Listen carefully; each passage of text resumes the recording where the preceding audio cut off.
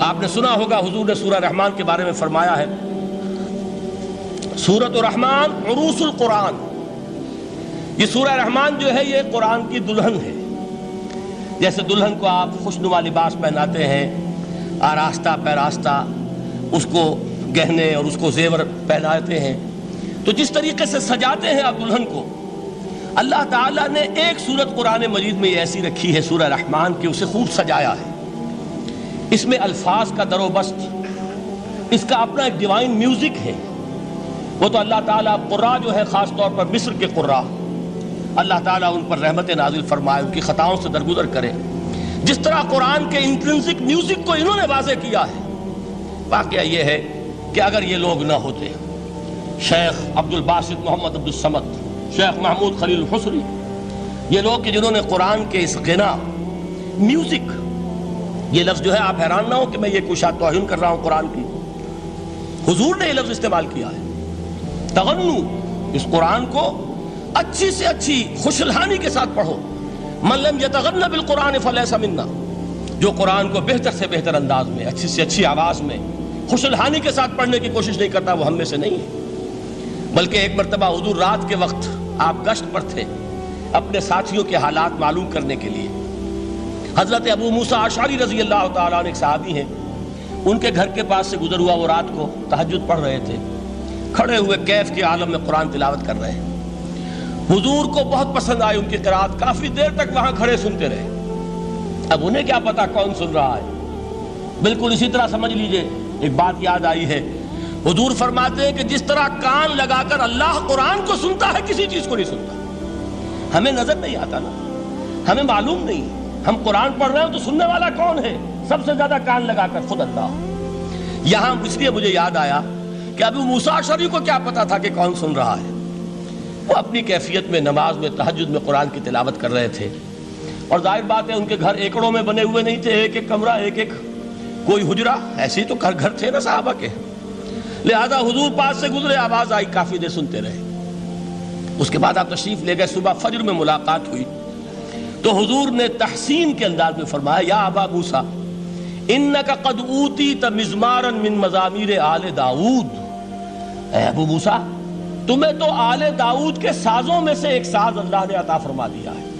جس طرح حضرت داؤد، لہن داؤدی مشہور ہے کہ جب وہ پچھلے پہر رات کو حمد کے ترانے الاپتے تھے، قرآن میں ہے کہ پرندے شامل ہو جاتے تھے ساتھ، اور پہاڑ وجد میں آتے تھے، پہاڑ بھی ان کے ساتھ شریک ہوتے تھے۔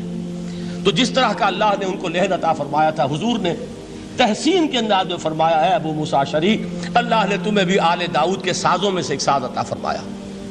بہرحال قرآن مجید کا جو یہ میوزک ہے، قرآن کے الفاظ کا جو حسن ہے، جہاں تک حسن معنوی ہے وہ تو ہر لفظ میں ہے، لیکن یہ حسن ظاہری، حسن صوتی، حسن لفظی، یہ اپنے کلائمیکس پر آپ کو نظر آئے گا سورہ رحمان میں۔ لیکن قرآن میں یہ سورت اس اعتبار سے بھی ممتاز ہے، اس کی 4 آیات پر ذرا توجہ کریں گے، عجیب حقائق سامنے آئیں گے۔ جہاں یہ قرآن مجید کے حسن صوت اور حسن لفظی کی معراج ہے، وہیں اس کی پہلی 4 آیات میں 4 چوٹی کی چیزوں کا ذکر ہے، سب سے اونچی چیزیں۔ پہلی آیت کیا ہے؟ الرحمن، ایک آیت ہو گئی۔ رحمان کیا ہے؟ اللہ کا نام ہے۔ کبھی آپ نے غور کیا اللہ کے ناموں میں سب سے پیارا نام کون سا ہوگا؟ رحمان۔ کیوں؟ اس کا مادہ کیا ہے؟ رحمت۔ ہمیں سب سے بڑھ کر جس چیز کی ضرورت ہے وہ کیا ہے؟ رحمت خداوندی۔ نام اچھی طرح سن لیجئے اس حضور کے قول کو۔ حضور فرماتے کوئی شخص جنت میں مجرد اپنے عمل کی بنیاد پر داخل نہیں ہو سکے گا جب تک کہ رحمت خداوندی دستگیری نہ کرے۔ کسی صحابی نے بڑی ہمت اور جرأت کا ثبوت دیا کہ پوچھ لیا، کیا حضور آپ بھی؟ جب آپ نے فرمایا کوئی شخص داخل نہیں ہو سکتا جنت میں محض اپنے عمل کی بنیاد پر جب تک کہ رحمت خداوندی جو ہے وہ دستگیری نہ فرمائے۔ پوچھا گیا کیا آپ بھی؟ آپ نے فرمایا ہاں میں بھی۔ آپ انداز کیجئے کہ اگر محمد الرسول اللہ بھی رحمت خداوندی کے ضرورت مند ہوں تو تاب دیگراں چے رسد، ہماری تو سب سے بڑی ضرورت رحمت خداوندی ہے۔ اب یہ رحمت جو ہے قرآن مجید میں اللہ تعالیٰ کی یہ شان 2 الفاظ کے ذریعے سے آتی ہے، رحیم اور رحمان، اور کوئی مادہ نہیں ہے جس سے 2 نام بنتے ہوں اللہ کے۔ لیکن یہ مادہ ہے واحد رحمت کا کہ جس سے رحمان بھی ہے رحیم بھی ہے۔ رحیم صفت مشبہ ہے، رحمت دائم ہو جائے گی، مستقل ہوگی تو رحیم کہیں گے، اور رحمان اس میں رحمت کی ہے وہ شان ہے کہ جیسے ٹھاٹھے مارتا ہوا سمندر ہو، ہیجان کی کیفیت، طوفانی کیفیت، رحمت خداوندی کا طوفانی جوش، وہ ہے رحمان۔ آپ تو رہتے اس علاقے میں ہیں، آپ کو معلوم ہے عرب اگر بھوکا مرا جا رہا ہو تو کیا کہے گا؟ انا جوعان۔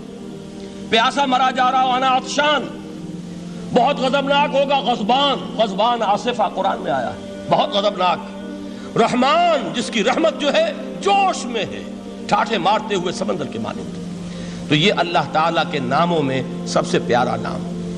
اب آگے چلیے، الرحمن علم القرآن، رحمان نے قرآن سکھایا۔ رحمت خداوندی کا سب سے بڑا مظہر، رحمان کی رحمانیت کا سب سے بڑا مظہر قرآن ہے۔ ان میں جو منطقی ربط ہے اس کو سمجھتے جائیے۔ اچھا آپ یہ سوچئے، جو علم بھی انسان کو حاصل ہوا وہ کس نے دیا؟ اللہ نے۔ سائنس کا علم کس نے دیا؟ اللہ نے۔ علم آدم الاسماء کلہا، وہ علم الاسماء جو حضرت آدم کو دے دیا گیا تھا ازل میں، یہ اسی کا ظہور ہے، یہ اسی کی ایکسفولیشن ہے جو ہو رہی ہے اور ہوتی رہے گی ابھی۔ اور دوسرے علم ہے وہ کس نے دی؟ اللہ نے دی۔ لا یحیطون بشیء من علمہ الا بما شاء، مخلوق میں سے کوئی اللہ کے علم میں سے کسی شے کا احاطہ نہیں کر سکتا مگر وہ جتنا اللہ دینا چاہے۔ لیکن یہ کہ تمام علوم میں چوٹی کا علم قرآن، نوٹ کرتے جائیے، اب چوٹی کی چیزیں جمع کیجئے۔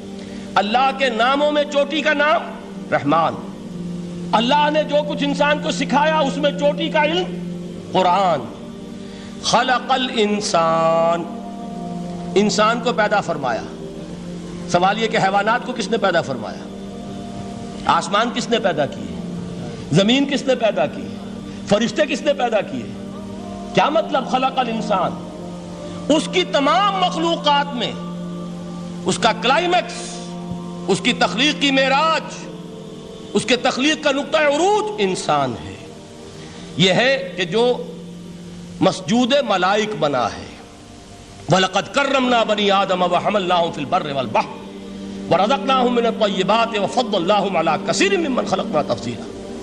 تو تخلیق میں سب سے اونچی تخلیق انسان کی، علموں میں سب سے اونچا علم قرآن کا، اللہ کے ناموں میں سب سے اونچا نام رحمان۔